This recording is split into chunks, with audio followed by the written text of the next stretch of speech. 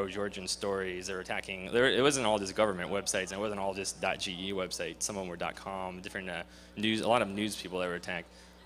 We observed at least 6 different Black Energy botnets attacking over that period of time. They didn't all start on August 8th, but over between August 8th and the 12th or so, at least these 6 we saw in part of the attacks. And these are the websites that were primarily targeted.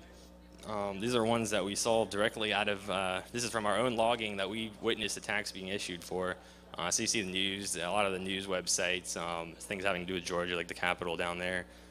And some others, I don't know if they, like the Kasparov website had been hacked before, or attacked before rather, Gary Kasparov. His site was attacked during the same time frame. So a lot of people, these are reversed. So it's not the Russian government, oops, sorry. The flow data, it's kind of told a different story about a lot of people thought it was just botnet traffic only. So we had actually been given access to flow data to one of the .gov websites, .gov.ge websites. And the botnets kind of basically stopped around August 12th. There were some that continued on, but the DDoS attacks were still coming in. So we were looking at this on the 13th. And what we saw is that the traffic was relatively heavy, but it wasn't TCP traffic, it was ICMP traffic. So if all the incoming traffic is also ICMP, and it's all coming from Russia. Majority of it was coming from Russian IPs, so it was dial-up modems, it was broadband connections, it was all different various Russian hosts. So people that kind of give the credence to the government being involved, unless all the officials took the day off and were using their home machines to organize this, it was kind of looking a little bit like it might be something we've heard of before. Kind of the thing in Estonia, where Russians, kind of a lot of Russian forums, different citizens. I mean, it's not all just Russians, probably just anyone who wants to be called to arms. But this is where the average citizen got involved, and we're starting to think this might be happening here. A lot of people wanted to believe the Russian government was behind everything. You can't say definitively that they weren't. We're definitely not saying that they were, and we're kind of leaning towards that they weren't necessarily behind it.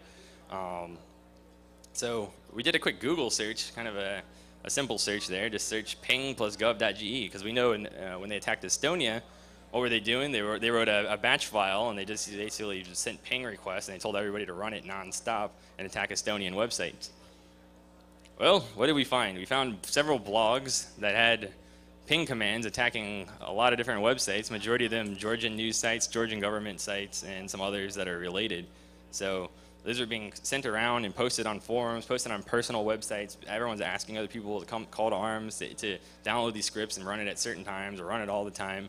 So it's really looking very, very similar to how Estonia was attacked. So we have these batch files that they encourage people to run. So on August 13th, that's when we first found it, and a lot of these posts, at least a few of them, dated back to August 8th. So this wasn't a post, they caught on, they heard about the attacks, and they added in later. This coincides right with the botnet attacks. So it looks like grassroots activism, like the ones we're seeing in Estonia, were being done on the same day, which also kind of pulls away from the fact that a lot of people are saying, oh, maybe the government was behind it, and then the citizens just jumped in later. It doesn't look so much like that. At least that's not what the data supports.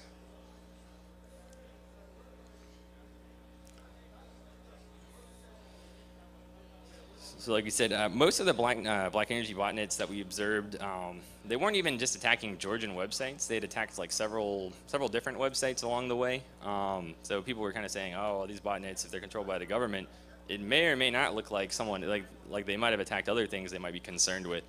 So we went back and looked through the history of what these other botnets had been attacking. So this is an example list of some of the other websites that different DDoS attacks had gone for from some of the botnets. They're attacking banking websites, escort websites, gaming websites, credit card hacking sites, a lot of different ones. So it doesn't really fit in the groove of attacking only government websites or only Georgian websites or things along those nature. So since I still have some time left, I actually wanted to talk about 2 other projects I didn't put in here that Shadow Server is doing. I don't have slides for them. I was just going to see how quickly I could roll through this and talk about it. I didn't know if I'd have time. The first one is we're doing a project which is a sinkhole server. So if you think about some of those SQL injection attacks we saw earlier, we saw a lot of this stuff where they're injecting different domains and they point back to malicious JavaScript. But one thing we think about is, well, what happens to those domains that they injected, or what happens to those domains involved with malware when they either expire off, they die off? Well, they still exist, and there's still websites that are hacked and compromised. There's still machines that are botted and compromised. So a recent project we worked up is we have a sinkhole server that emulates both IRC and HTTP traffic. And what it does is it runs on every port above, I think every port but port 25, because we also emulate a mail server with a separate application. And what it does is it'll accept incoming connections, and if they do a web request, it will respond with a web response, and if they send an IRC request, it will emulate an IRC server.